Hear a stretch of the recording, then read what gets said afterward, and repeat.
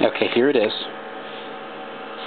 Just to show you, here's the video cable running into the pins right here. Nothing unplugged there. Power cord's connected.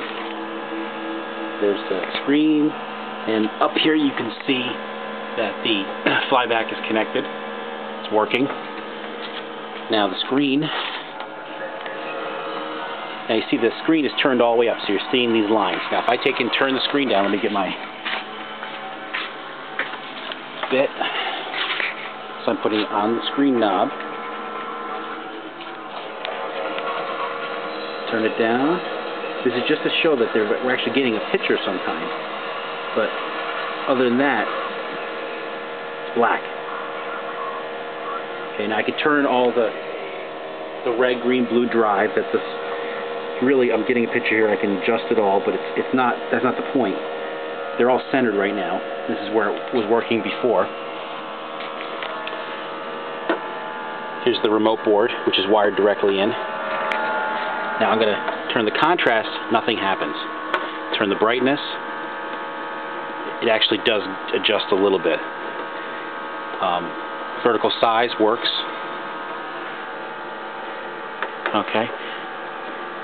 And that's vertical hold. You can see that it's actually doing what it's supposed to do. Vertical position. Now here's horizontal position. This is strange. See, when I adjust the horizontal position, it should move left and right, but it just gets wider or narrower.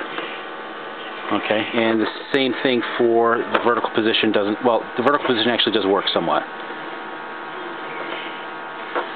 So then the one last thing I think someone mentioned is if I disconnect the cable, disconnected, you get the exact same picture as though nothing's plugged in. Okay? Now when I plugged it into this cabinet, I took this connection here and I disconnected it from the monitor. I disconnected from the headers here. I plugged it into this, which is another K7000 monitor. This worked perfectly fine, and you saw I put some photos up of that. So the problem here is inside the monitor, in the board. You see we got a glow. If you can just see, I don't know if you can see on the camera, but there's a glow right there. There you go. See it right there in the center? So you've got net glow. Tube is working, and the only problem is I'm just not getting any video. The other thing I was going to show you is the original capacitors. There were a couple in here, like this one here. You can see it was leaking, but it worked even with these bad capacitors.